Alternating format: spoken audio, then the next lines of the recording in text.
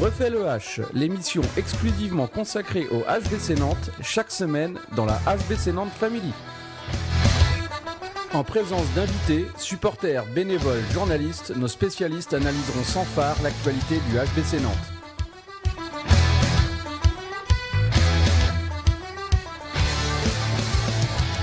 Bonjour à tous, bienvenue dans cette 11e émission de On refait le H, une émission bénévole faite par des fans pour les fans du HBC Nantes. Émission enregistrée dans les conditions du direct ce soir chez Yann. Chaque semaine, nous décortiquons l'actualité du H en compagnie de Mickaël, abonné depuis 2013. Bonsoir Mickaël. Salut Polo, salut Yann, bonjour à tous. En compagnie également de Yann, administrateur du groupe Facebook HBC Nantes Family. Bonsoir Yann. Salut Paul, salut Mickaël, salut à tous. Et donc en compagnie de moi-même, Paul, ancien journaliste pour le compte de la radio Sun et supporter du H. Au sommaire de cette 11e émission, nous vous évoquerons tout d'abord le match contre Ivry.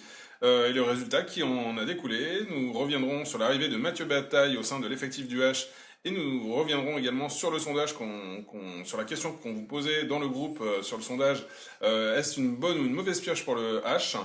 Puis dans un troisième point, nous reviendrons sur ce merveilleux match contre Arendal. Dans un quatrième point, le H est candidat à l'organisation du Final Four de l'EHF et nous écouterons vos avis. Enfin, dans le dernier point de l'émission, nous évoquerons le prochain match du H, à savoir celui contre Istres, mercredi prochain. Mais tout de suite, commençons, messieurs, par ce match contre Ivry. Qu'en avez-vous pensé ? Eh bien, compliqué, comme à chaque fois quand on va jouer à Ivry. C'est toujours une équipe difficile à manœuvrer, d'autant plus que cette année, ils sont quand même bien plus performants que les saisons précédentes.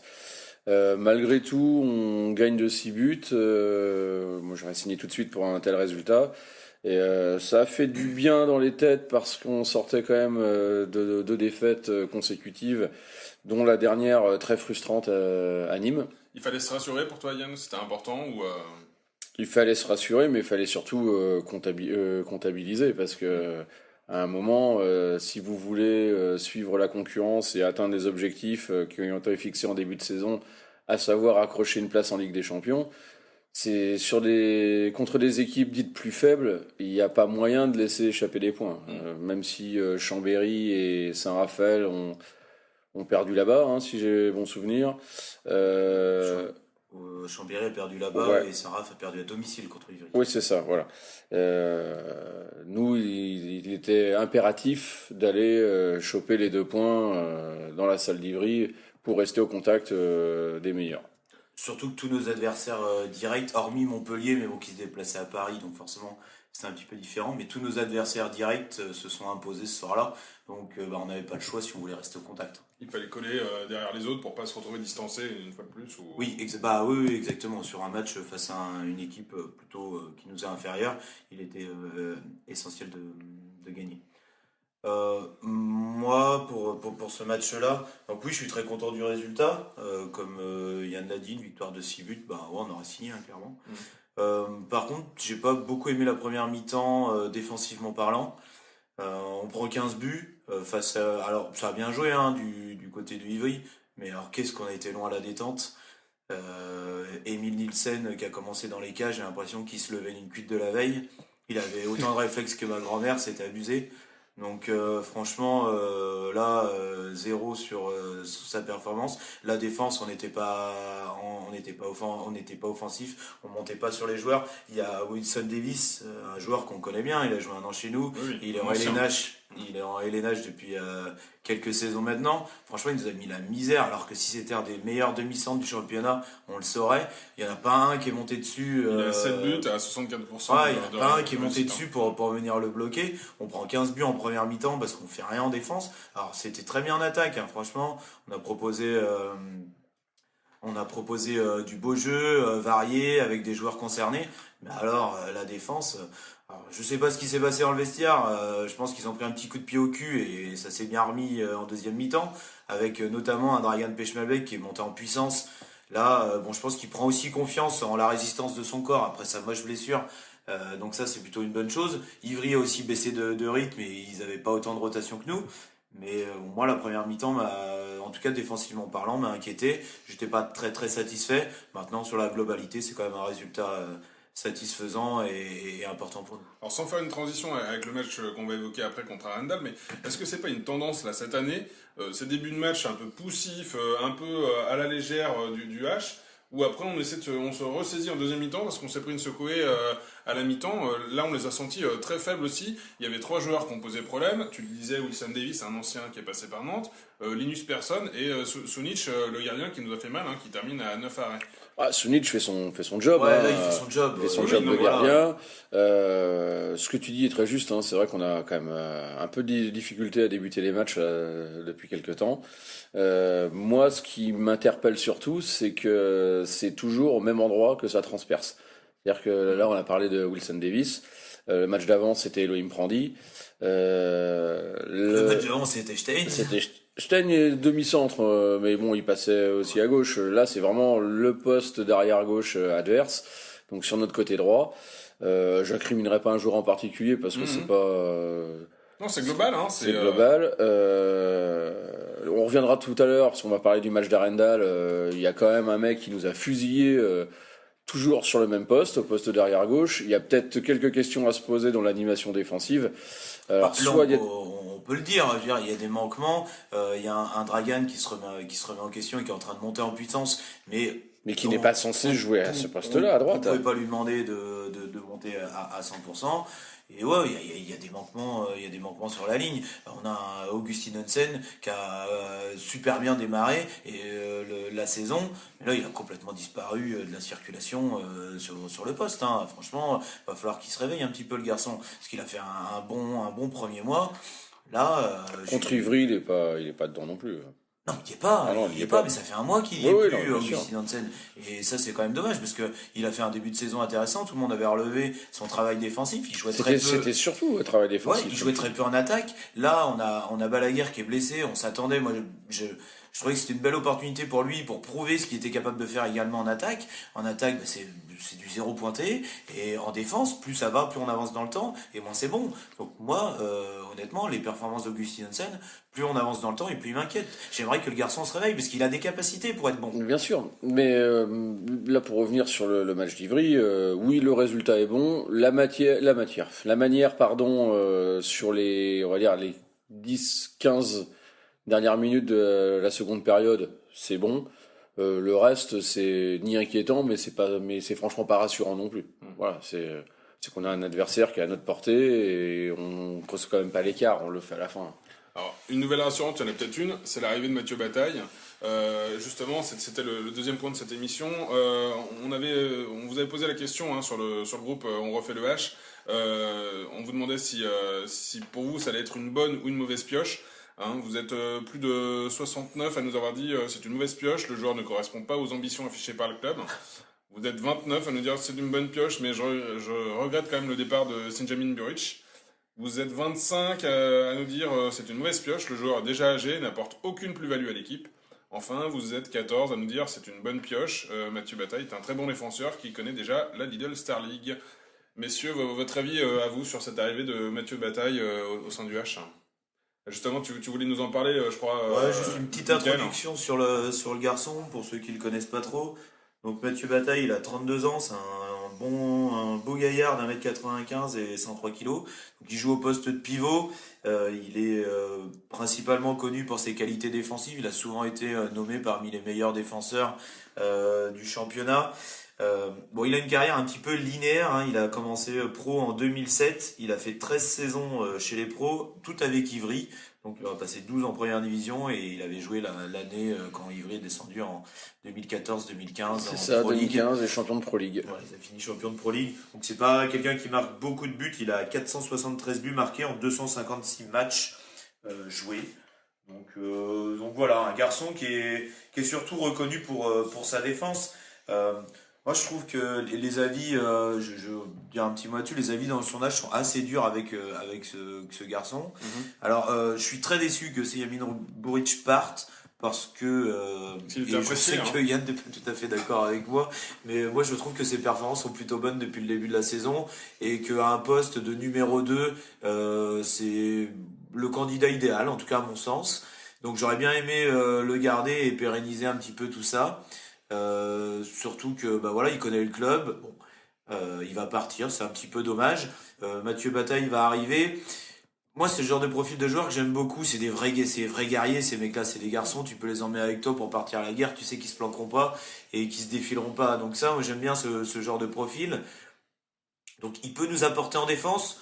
Surtout que je pense, et ça m'attriste un petit peu, mais que Roque Félio est quand même sur la fin de sa carrière. Et bon, ses performances en ce moment, même si physiquement c'est difficile pour lui parce qu'il revient d'une blessure, mais sont en train de le prouver. Donc, je crois que ça peut être un apport pour la défense, et que si les gens sont déçus, c'est peut-être qu'ils le voient comme un remplaçant de Tourna. Alors je suis assez convaincu que c'est pas le cas. Non. Donc c'est vraiment quelqu'un qui va venir jouer un remplaçant, qui va venir renforcer notre défense, qu'on a quand même bien besoin. On le voit en ce moment. C'est plus un pansement d'urgence parce qu'il a quand même 32 ans. Non, parce qu'il arrive l'année prochaine. Hein. Oui, non, mais je veux dire, voilà, pour revenir au supplé, mais on peut pas dire que c'est un mais remplaçant de Tourna. C'est pas un pansement d'urgence. Non, je pense pas non plus. C'est déjà 32 ans, vous n'êtes pas cramé, loin de là. Non, c'est un poste où tu peux durer un peu plus. Voilà, et surtout, c'est un gars qui vient, oui, pour remplacer Senyamin Buric. Alors oui, j'ai pas le même avis sur lui que toi. Je considère qu'il fait très bien le taf lorsqu'on est en phase offensive en tant que pivot numéro 2. En phase défensive, il est quand même relativement transparent. Et c'est peut-être ça le souci d'ailleurs, depuis sa blessure. Tu m'aurais parlé du Buric d'il y a 3 ans avant sa blessure, j'en signais tout de suite. On est d'accord que c'est plus le même qu'il y a 3 ans, mais moi je trouve que même en défense, il a quand même quelques qualités. Ouais. Oui, bof. Mais bon, pas d'accord sur le joueur. c'est surtout que Bataille vient pour consolider la défense, et comme tu l'as justement dit, Roque Félio commence à faire son âge, les blessures aussi, il n'est pas épargné, et on l'a vu sur les derniers matchs depuis son retour, c'est pas non plus le Roque qu'on a connu avec l'Impact. Il se fait quand même déborder plutôt facilement, et il ne joue plus la totalité des phases défensives. Ouais. Donc il vient essentiellement pour ça. Pour faire un petit parallèle, si vous vous rappelez d'un joueur qu'on a eu au H, qui était un gars qui était particulièrement apprécié, c'était Mahmoud Garbi. J'aimais beaucoup Mahmoud. Et Mathieu Bataille, c'est le même prototype de joueur. C'est-à-dire un mec qui va pas hésiter à aller au charbon, envoyer du parpaing en défense. En attaque, va pas falloir s'attendre à ce qu'il marque 6 ou 7 buts par match. Mais c'est le même type de joueur, et franchement, c'est des mecs utiles. En plus, c'est un gars qui a toujours fait passer le collectif bien avant sa situation personnelle. Il a une super mentalité. Moi, je suis ravi qu'il vienne, si c'est vraiment pour remplacer Buric et Roque, on va dire, dans notre système. C'est ton avis aussi, du coup, Mickaël ? Oui. Après, moi, il y a un petit point qui m'inquiète sur Mathieu Bataille, c'est qu'il n'a pas d'expérience du très haut niveau. Il a joué à Ivry, qui est quand même une équipe qui joue plutôt moitié de classement, bas de classement depuis quelques années, et en fait il a connu que ça. Surtout que c'est le capitaine d'Ivry, il est formé là-bas. Je veux dire, c'est un peu la star de l'équipe. Ouais, je suis d'accord. Le mec, il est dans son confort quand même là-bas. Là, il va arriver dans un club où il va être un joueur, il va faire partie des moins connus. Il va sortir de son petit confort, justement, qu'il veuille se mettre en danger, c'est plutôt pas mal. Mais à voir comment il va s'adapter. C'est un joueur qui a quand même 13 saisons à Ivry. Là, ça va lui bousculer toutes ses habitudes. Donc, moi, j'attends de voir l'adaptation. Surtout que j'espère que l'année prochaine on va jouer la Coupe d'Europe. Il n'a pas vraiment l'habitude de la jouer. Il est quart de finaliste de l'EHF avec Ivry en 2009, on est d'accord. Bon. Voilà, pour terminer le propos, j'espère qu'il va bien s'adapter. En tout cas, moi je suis relativement content quand même qu'il arrive. C'est le profil de joueur que j'apprécie. C'est ça, moi c'est le profil de joueur que j'apprécie, parce que c'est collectif, parce que ça pense pas à sa pomme, parce que c'est dur sur l'homme. Et donc forcément, ça peut que nous apporter quelque chose. Après l'expérience, comme tu disais, internationale, oui, il l'a pas. On a quand même réussi à faire une Ligue des Champions avec un mec comme Romaric Guillot qui avait une expérience internationale, qui était proche du néant.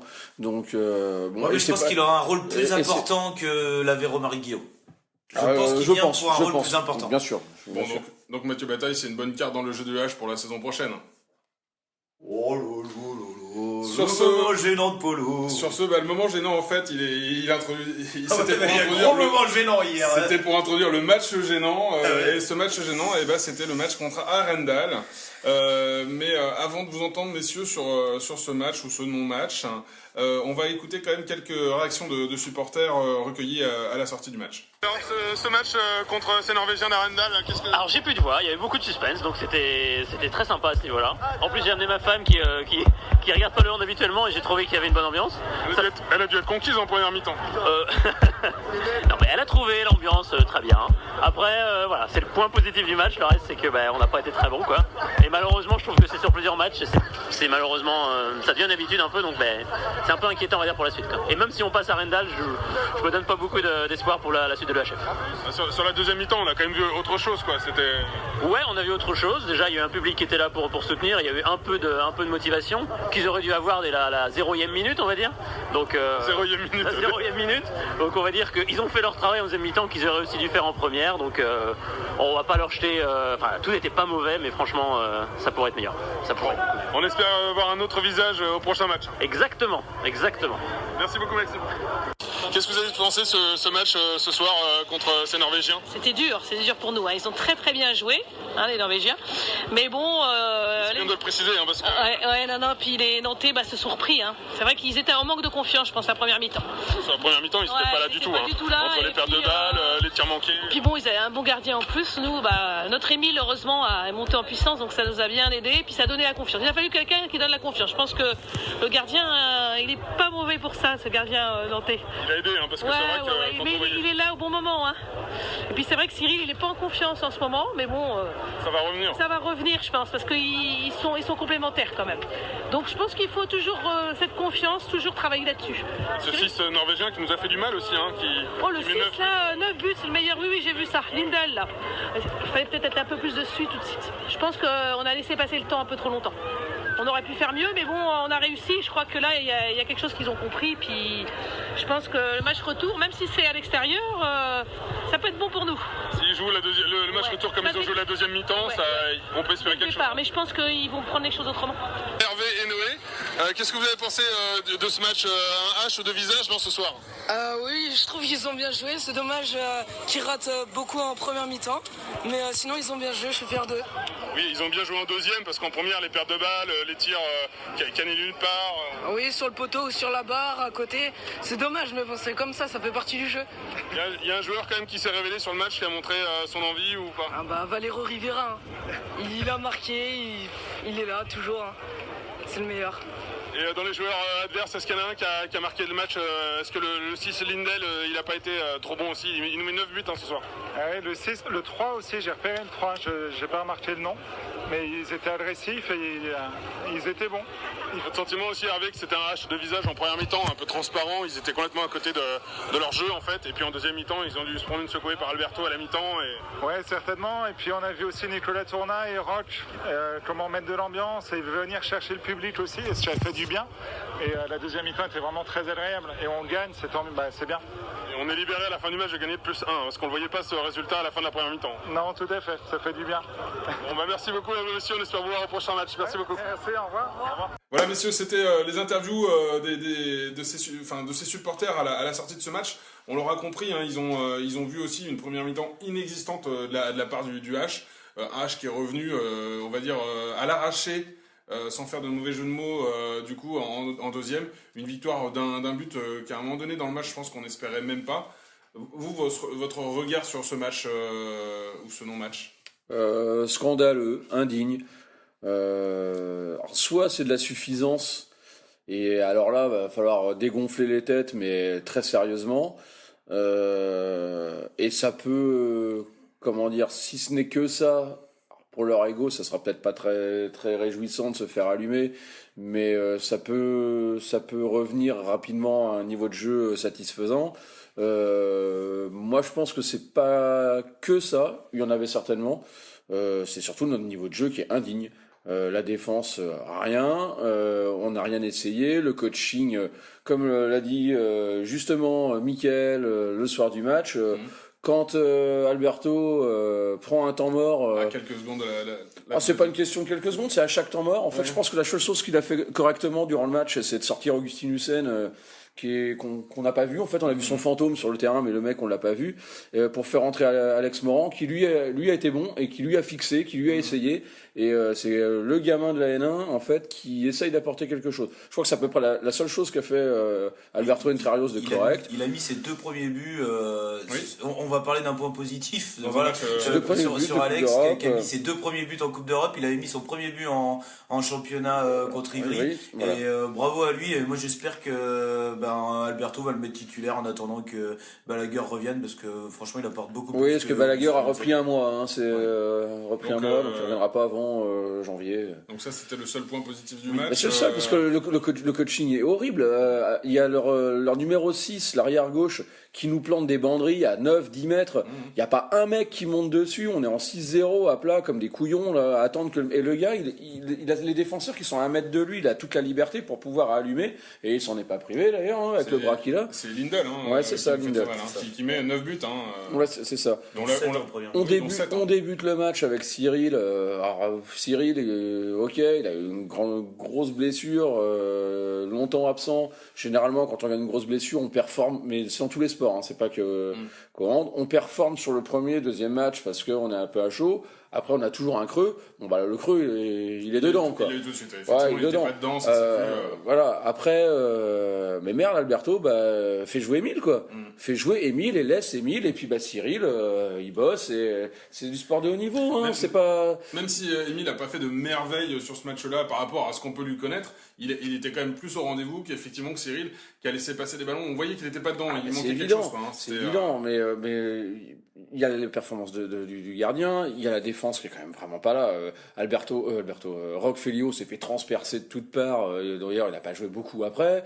Comme je disais, Augustin Hussein, complètement transparent. Et alors, l'animation offensive, n'en parlons pas. Une catastrophe, quoi. Mais eux trouvaient des décalages, ils bougeaient, ils permutaient, mais nous, rien, que dalle.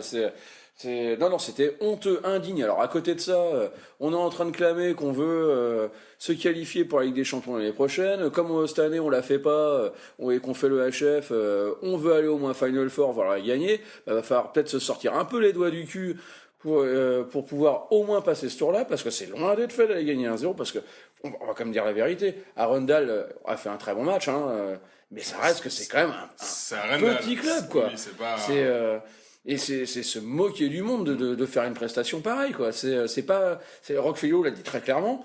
Mais qui se l'attribue aussi, parce que vu ses performances actuelles. Mais on l'a vu à un moment donné, il se cache pas. Dans l'interview, il se cache pas. On l'a vu aussi s'énerver à un moment donné pendant le match, dire au gars, et à la fin, moi je l'ai vu surtout, ressaisissez-vous, on n'a pas le droit de le laisser. Mais le seul mec qui a secoué, c'est Tournant en deuxième période. En début de deuxième période, c'est le seul mec qui a secoué en défense, qui est allé, et qui a empoigné les bonhommes. Et nous, on attendait quoi? Les mecs, ils avaient, au lieu de mettre de la colle sur les mains, ils avaient mis du sirop à l'huile, là. Tournai, il termine d'ailleurs à 4 buts sur 5, il fait, c'est pas son meilleur match, mais effectivement, il était quand même là, surtout en défense, comme tu l'as dit. Mika, ton avis sur ce match-là contre Arundel? Je suis d'accord avec ce qu'a dit Yann sur ce que les gens qui m'ont croisé hier après le match ont pu voir que j'étais particulièrement énervé. On ne diffusera pas d'ailleurs ton interview au micro. Non, on la diffusera pas. Moi, je vais reprendre le mot qu'a employé Alberto Entre Rios dans Ouest France, c'est inadmissible. Et je pense que ça résume exactement ma pensée. Notre attitude a été inadmissible. Hier, on a démarré la Coupe d'Europe.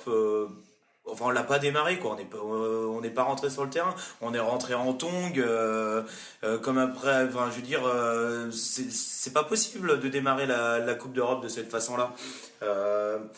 Il y a eu suffisamment de pubs, de promos, les maillots, c'est parti, c'est la Coupe d'Europe, le vendredi, on veut organiser le Final Four, on se place comme un prétendant au titre, et là on est incapable de sortir un match correct contre une petite équipe de Norvège. Alors ouais, les mecs, une bande de gamins là, ils ont fait leur match, les gars, les gamins, ils ont eu raison, ils ont tout donné, eux, ils sont rentrés sur le terrain, ils s'attendaient à en prendre 10, et ils se retrouvaient à mener encore à la 50e minute de jeu. Mais ils auraient presque mérité de gagner, les gars, parce que la grande majorité du temps, ils ont été devant nous. Donc là, franchement, on a eu une attitude lamentable. La première mi-temps, on met 12 buts. Franchement, on n'a rien montré en attaque, mais rien du tout. Il y avait On a leur- joué à 2 à l'heure. Et la catastrophe, pour moi, c'est les 10 dernières minutes. On est à égalité ou derrière d'un but. Les mecs jouent arrêtés. Ils jouent en marchant. Mais putain, mais on a un match aller. On a le trou à faire avant d'aller là-bas. On va se retrouver à un match compliqué. Et là, ça jouait à 2 Ça à va être l'heure alors qu'on compliqué, était à ouais. un match nul, quoi. Et- Sérieusement. Et puis il nous offre une sublime perte de balle à la fin qui nous permet d'avoir une contre-attaque et de revenir Ouais, non, marquer mais ce but de franchement. plus 1.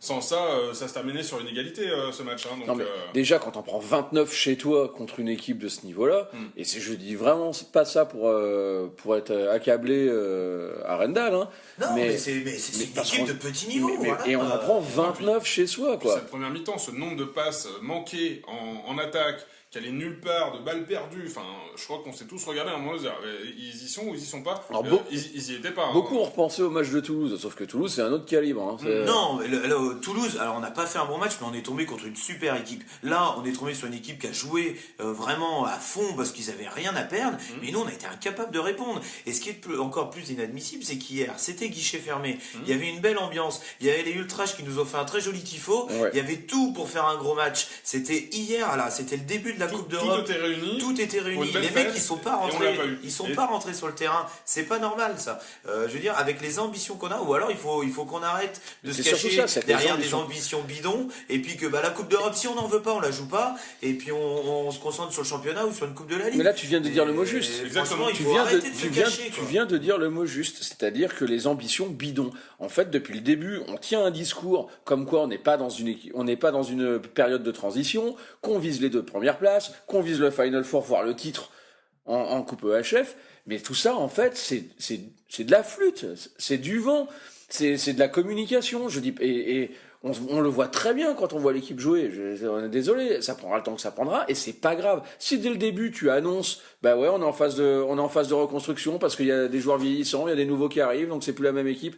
Donc oui, on sera difficilement deuxième. On va essayer parce qu'il faut être ambitieux, mais ça va être difficile. Et si on termine dans les 5 premiers, bah ce sera bien. Mais annoncer des ambitions très élevées en sachant très bien que c'est intenable, c'est la déception des Ouais, c'est supporters, elle est là aussi, parce que nous, on a toujours nous peut-être moins, mais beaucoup ont toujours l'impression qu'on est ce club de top niveau qui peut rivaliser, alors peut-être pas avec Paris en championnat, mais au moins avec tous les autres pour être à la 2e place. Alors oui, on est à égalité de points en championnat, mais bon, quand on voit comment nous on joue et nos Enfin, adversaires... clairement, Après, le match d'hier, il nous donne, enfin, on n'a pas confiance pour aller justement Non, je suis affronter pas, des je suis équipes. pas complètement d'accord parce que je pense qu'on mérite quand même beaucoup mieux. Enfin, on mérite pas mieux, mais cette équipe, elle doit faire mieux et elle a les qualités pour faire mieux. Et si elle joue, son meilleur niveau, et si elle est complètement impliquée dans le match d'hier, on le gagne de 7-8 buts sans aucun problème.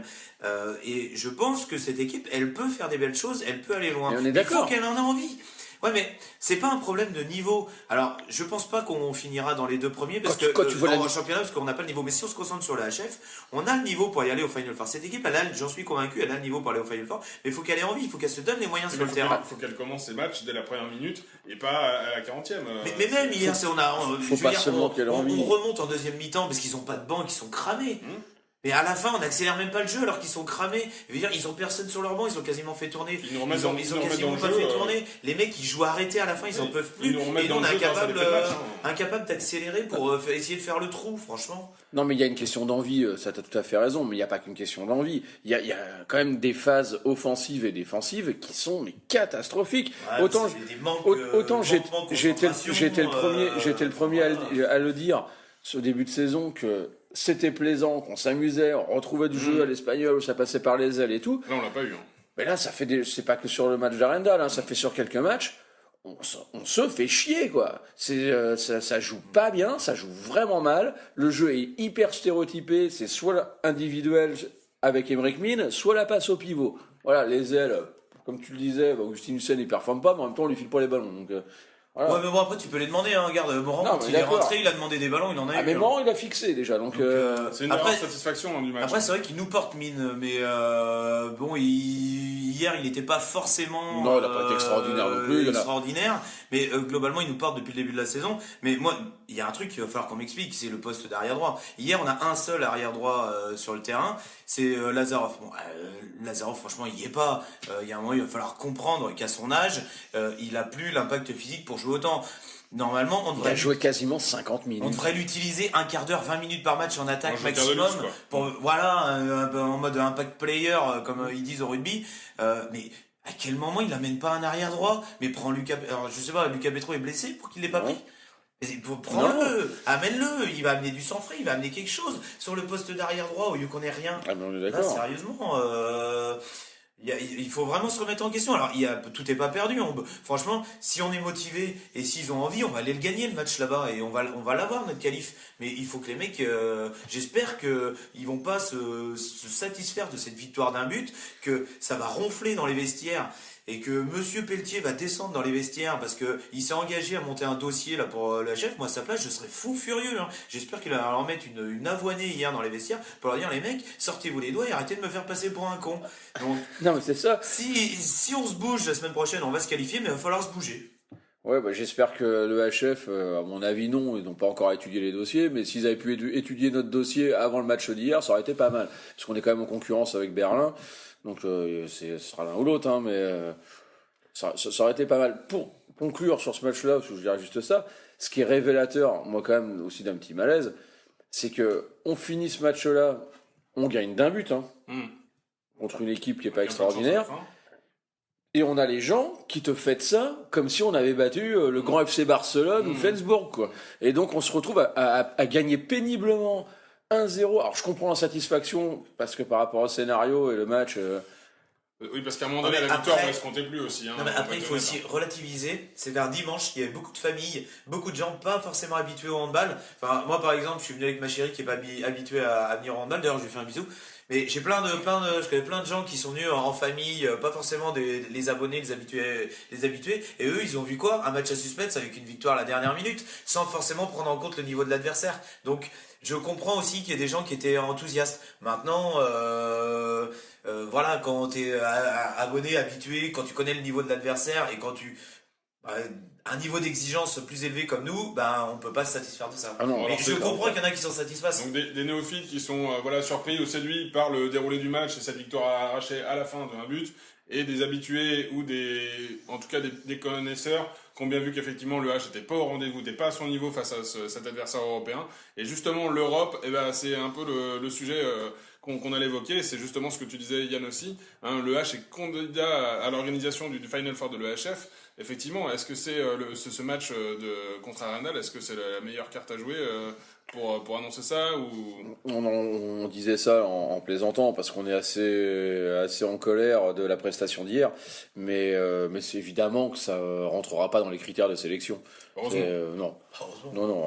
Oui, heureusement, parce que sinon ce serait déjà mort pour nous. Et puis le H a montré son organisation sur des grosses rencontres dans d'autres conditions, et c'est plus ça qu'à mettre en avant. Ils ont réussi des belles affiches, que ce soit au Parc des Expos, au XXL, contre des matchs contre Paris, avec des grosses affluences, et une organisation, il faut le dire encore, qui était au top. 2 Final Four d'organiser à la Trocardière et au Palais des Sports de Beaulieu à l'époque. Une communication qui était pile poil aussi, qui est hyper bien adaptée et qui fonctionne très bien. Donc c'est plus ça à mettre en avant. Faut aussi dire ce qui fonctionne dans le club. Donc, le tournoi de boxe avec Tony Yoka aussi, qui a été organisé par le H. Le championnat d'Europe de handball féminin co-organisé par le H aussi, il faut pas.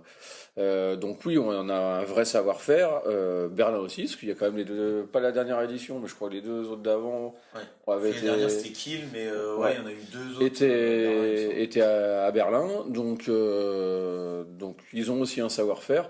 À noter que si ça se fait, si c'est Nantes qui est choisi, ce ne sera pas la H Arena, ce sera au XXL, parce que dans les critères, il fallait que la salle fasse au minima 6000 places. Donc comme on fait 5902, c'était trop petit, c'est un peu con à 100 places près. On va pas rajouter maintenant des strapontins dans la salle. Hein. Non, et puis bon, après, que ce soit la H Arena, ce sera très bien. L'année dernière, c'était à Kiel, comme tu le disais, ils ont fait 20 000 spectateurs en un week-end. C'est l'Allemagne. Ouais, et puis ils ont une très grande salle. Hein. En Allemagne, mais nous, on le fera aussi. On le sait très bien. Si on y est. Si on y est. Si on n'y est pas, il y aura du monde et des supporters adverses, ça sera très bien. Nous, on y sera pour aller voir les matchs certainement là-bas. Après, ce serait quand même assez, on va dire, gênant qu'on organise un Final Four de HF sans y participer. La prestation d'hier contre Arendal, moi, ne me rassure pas du tout quant aux capacités du H d'atteindre ce Final Four. Quand on voit les gros clubs présents, que ce soit Aix, Magdebourg, Rhein-Neckar et autres. Il n'y en a pas un qui s'est planté. Non, voilà. Il y en a pas un ce week-end, j'ai regardé les résultats, vous pouvez regarder, il n'y a pas un gros favori qui s'est planté. Juste Nîmes qui ont été faire les cons. Mais est-ce que Nîmes, qui revient en Coupe d'Europe depuis 15 ans, fait partie des favoris? Non, mais par contre, ils ont une grosse équipe, et puis ils perdent 2-3 buts à l'extérieur. J'ai pas trop d'inquiétude sur le fait. Non, puis j'ai pas d'inquiétude sur le fait qu'ils se qualifient chez eux au match retour. Nous, c'est quand même un peu plus compliqué. On gagne péniblement 1-0, on va aller là-bas. Donc, d'un but. Ouais, oui, d'un but.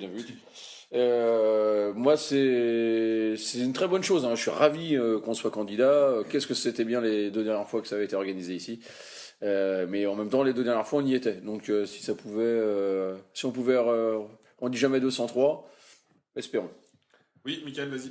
Ouais, oui, je suis évidemment content que ce genre d'événement ait lieu ou soit organisé à Nantes. Par contre, ce qui m'inquiète un petit peu, c'est sur notre capacité à y aller, comme tu as dit. Si on n'y est pas, je suis un petit peu moins optimiste que toi. Alors, moi, j'irai aussi, on ira parce qu'on aime le handball, mais je pense pas que la France soit un pays capable, et que Nantes soit capable de remplir 10 000 places, alors qu'il n'y a pas un club français. Alors s'il y a un club français, ça peut aider, mais si Nantes n'y est pas, je pense que ça va avoir du mal à remplir, et ça peut être un problème financier pour le club. Et j'aimerais pas que le club se retrouve dans une difficulté financière parce qu'on n'y est pas. Donc il y a quand même un petit risque, et au vu du niveau de jeu montré sur le match d'Arendal, mais même sur d'autres matchs depuis le début de la saison, moi, à la place du président Pelletier, je serais pas hyper fier en ce moment. Et je l'ai dit tout à l'heure, j'espère qu'il a poussé une bonne gueulante et que tout le monde s'est un petit peu remis en question.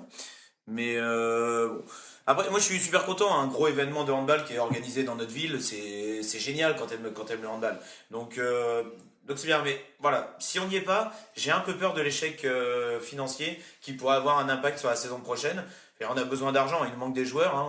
On lance un petit appel, un arrière droit par exemple. Ça serait dommage de tout utiliser dans une organisation pour un Final Four auquel on participerait pas. Ouais. Bon, c'est ce qu'on va souhaiter, que le H revienne. Mais bon, évidemment, on souhaite qu'on y soit, forcément. On va souhaiter que le H fasse de matchs qui sont plus de son niveau, et puis moins du niveau du match qu'on a vu contre Arendal, et ça nous permettra d'aller défendre notre chance vaillamment en Coupe EHF. En parlant de vaillance, justement, c'est le prochain match qui nous attend, histoire de montrer un autre visage, justement. Ce prochain match, il est contre Istres. Alors justement, messieurs, qu'est-ce qu'on doit en attendre? Est-ce que c'est un réveil du H? Est-ce que c'est de nous rassurer? Est-ce que voilà, parce que c'est tout d'abord prendre des points, parce que Istres, c'est un adversaire qui est à notre portée, même si sur les dernières saisons, nos résultats contre eux n'ont pas été les plus fameux non plus, je crois qu'on leur a mis de belles branlées. Oui, mais sur les 2 dernières rencontres, je crois qu'on en perd 5 quand même, un truc comme ça. Istres, c'est la 9e attaque et la 9e défense. Non, je dis des bêtises, parce que j'ai lu ça aujourd'hui, alors je sais plus, dans un des 2 canards. Ouest France, aujourd'hui, c'est peut-être J'étais un peu fatigué. J'étais un peu fatigué. On a célébré la grande prestation de nos joueurs hier soir. Merci Mickaël de révéler les coulisses de l'émission. Mais bon, non. La priorité, c'est de prendre des points, parce que contre un adversaire pareil, étant donné que nos concurrents directs vont pas non plus abandonner des points comme ça, on n'a pas le choix. Après, est-ce que ça va rassurer, est-ce que ça va pas rassurer? Je pense pas que ce soit sur un match, à part si tu gagnes de 20 buts en faisant une prestation flamboyante, où là tu peux te dire ok, on a quelques certitudes. À mon avis, les gars sont quand même un peu dans le doute. Les points, ça rassure toujours. La victoire, de toute façon, on travaille mieux dans la victoire que dans la défaite. Istres, c'est la 9e attaque, la 9e défense, donc c'est plus qu'un adversaire à la portée du H. Là, une contre-performance face à Istres, ça serait une grosse remise en question quand même. Ouais, c'est sûr. Je crois que nos adversaires directs n'ont pas forcément des gros matchs. Non, non plus, ils n'ont pas des gros matchs, donc on n'a pas le choix. Ils vont probablement prendre des points. Nous, on est à la maison contre Istres, qui est une équipe tout à fait respectable, avec des vrais guerriers. Dans cette équipe menée par un coach que j'aime beaucoup, qui est Gilles Dereau, qui sait vraiment tirer le meilleur de ses équipes. Il l'a prouvé l'année dernière en allant chercher un maintien qui semblait parfaitement inaccessible à cette équipe.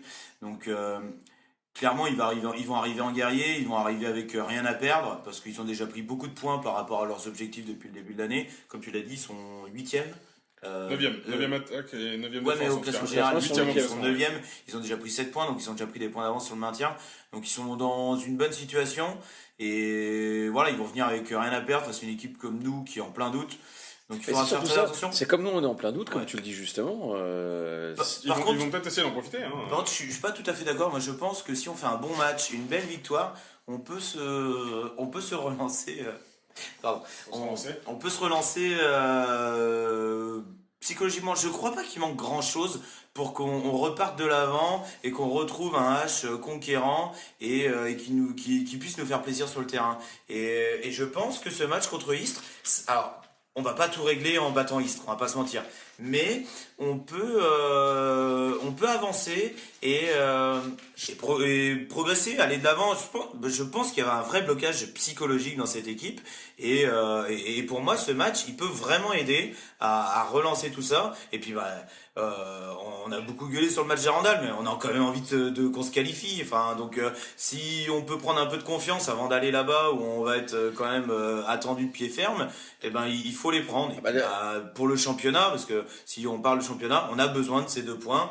Donc allez les gars, on croit en vous, on va venir, mais faites-nous plaisir quoi. Très clairement, on croit en eux, on sera là, on sera derrière, c'est pas le souci. Après, les 2 points sont primordiaux, mais on pourra les obtenir que si on fait un match bien différent de celui d'hier soir. Parce que le match de hier soir, comme on l'a évoqué juste avant, est quand même très médiocre. Si on reproduit la même performance contre Istres, on gagnera pas d'un but. Ah bah c'est sûr. Très clairement, on gagnera pas d'un but. Mickaël, je crois que tu voulais nous reparler de quelques joueurs de Istres à surveiller plus particulièrement.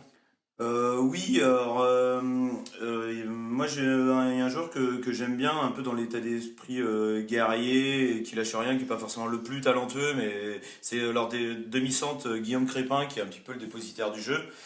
Il faudra faire attention à leur pivot qui est un petit peu atypique, c'est un Italien qui vient de qui vient de Pro League, il joue à Nice je crois l'année dernière. Il tombe facilement. Non, justement il est plutôt solide sur ses appuis et c'est un joueur qui fait partie de ceux qui se sont révélés du côté de Nice depuis le début de la saison. Donc j'ai donné son nom, c'est Andrea Parisini.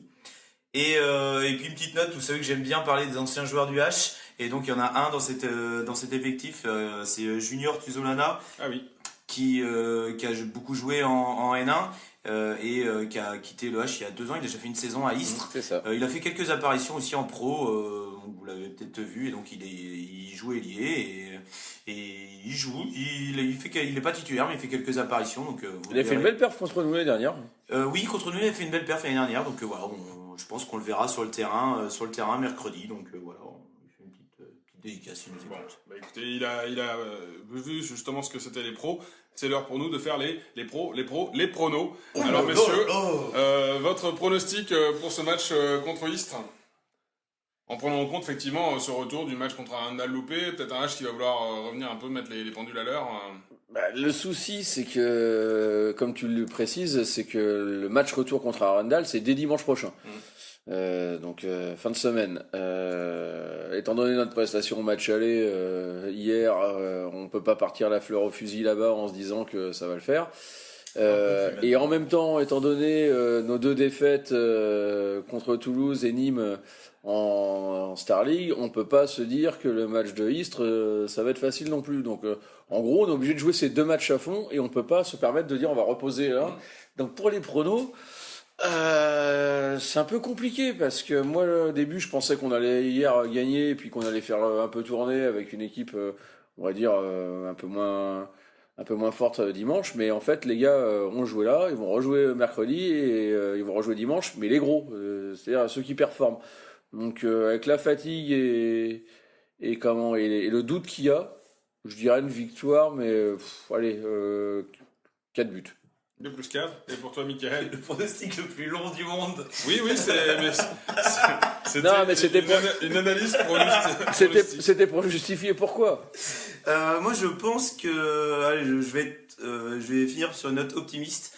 Et je pense que les mecs vont s'être mis un bon coup de pied au cul et qu'ils vont être super motivés et on va gagner +7. +7, bon bah écoutez, Mickaël, c'était mon pronostic avant que tu prennes la parole. Et ben, je vais rester sur ce +7. Je vais pas le modifier comme ça parce que tu as dit +7. Je pense qu'il va y avoir une envie de montrer un petit peu ce dont ils sont capables et nous montrer un autre visage. En tout cas, c'est ce qu'on espère. Merci à vous, messieurs, pour cette 11e émission. Merci à vous de nous écouter. Et puis rendez-vous à l'occasion du prochain match, justement, pour prendre vos réactions après ce nouveau match contre Istres. Merci beaucoup, messieurs. Merci à vous, bonne soirée. Merci, bonne soirée à tous.